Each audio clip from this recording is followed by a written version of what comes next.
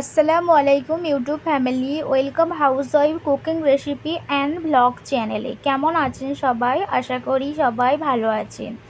Sorry, দুঃখিত অনেক দিন ভিডিও না আসার জন্য। তো আজ আমি আপনাদের সাথে একদম ইউনিক একটি রেসিপি নিয়ে হাজির হয়েছি। আজ আমি আপনাদের সাথে শেয়ার করব কলার হালুয়া।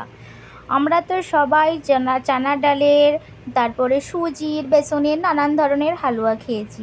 তো ফেলে দেওয়া কলাকে ফেলে না দিয়ে, ওয়েস্ট না করে কিভাবে আমি হালুয়া বানাচ্ছি দেখতে হলে পুরো ভিডিওটা অবশ্যই দেখবেন। ভালো লাগলে লাইক করবেন। কলার হালুয়া বানানোর জন্য এখানে আমি 4 পিস মতো কলা নিয়ে নিয়েছি। অনেক ক্ষেত্রে এই কলার মধ্যে হালকা কালো রঙের দাগ পড়ে গেলে আমরা সেই কলাগুলো ফেলে দিই।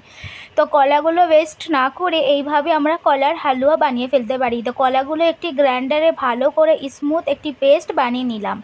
তারপর একটি তাওয়া বসিয়ে দিলাম। তাওয়ার মধ্যে এখানে আমি গাওয়া ঘি ব্যবহার করলাম। আপনাদের কাছে যদি গাওয়া ঘি না থাকে বাটার দিবেন, আর যদি বাটার একান্ত না থাকে তাহলে সাদা তেলও দিতে পারেন।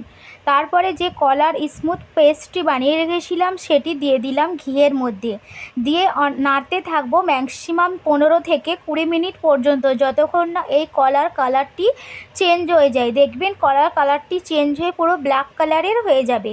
অনেক ক্ষেত্রে এই কলা আমরা ফেলে দিই, ফেলে না দিয়ে এইভাবে হালুয়া বানিয়ে খাবেন। খুব মজার একটি রেসিপি বা সুইট ডিশ রেডি হবে।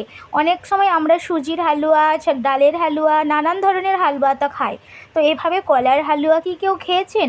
অবশ্যই একবার এই পদ্ধতিতে ট্রাই করবেন। তো এখানে আমার পেস্টটির কালারটা রেডি হয়ে গেছে, দেখেই বুঝতে পারলেন। তারপরে আমি ঢেলে নিলাম।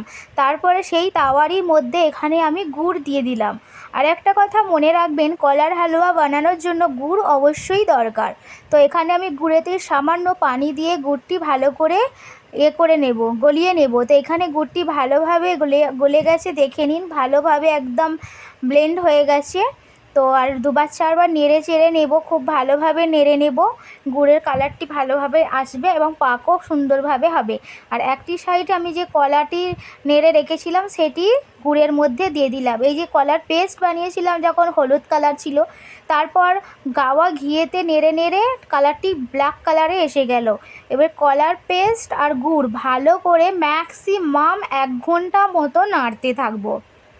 হালুয়া করার এই একটাই মেন জিনিস, তো ভালোভাবে নাড়তে হবে। তারপর এখানে আমি বাড়িতে তৈরি করা ডালচিনি ও এলাচের গুঁড়ো দিয়ে দিলাম, যাতে কলার একটা যে স্মেল মানে গন্ধ সেটা আর না আসে। তারপর এখানে মুংফলি দিয়ে দিলাম, মানে যাকে আমরা বাংলা ভাষায় বাদাম বলে থাকি।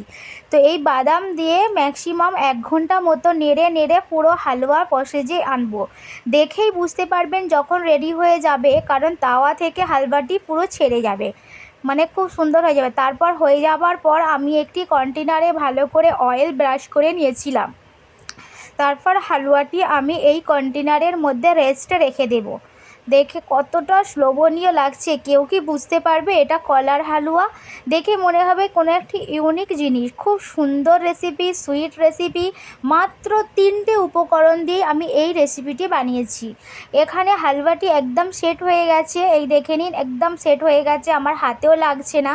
তো দেখালাম। তারপর আমি একটি টিস্যু পেপার এখানে একটি প্লেটের মধ্যে পেতে নিয়েছি এবং একটি ছুরি নিয়েছি, কারণ হালুয়াটি আমরা পিস পিস করে খাবো।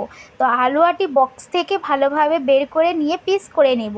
এই দেখে নিন, হালুয়াটি আমি বক্স থেকে বের করে নিয়েছি। আর যে কন্টেনারটা নিয়েছিলাম, বক্স বলছি, যে কন্টেনারটা নিয়েছিলাম ঠিক এই চৌকো আকৃতি। আর যখন আমি এইটার হালুয়াটা টিস্যুর মধ্যে ঢাললাম, দেখে নিন ঠিক চৌকোভাবেই বেরিয়েছে। দেখলেন তো পুরো কন্টেনারটা কতটা ক্লিন, আর একটুকু গায়ে লেগে নেই, তাহলে হালুয়াটা কত সুন্দর পাক হয়েছে। তো এইভাবে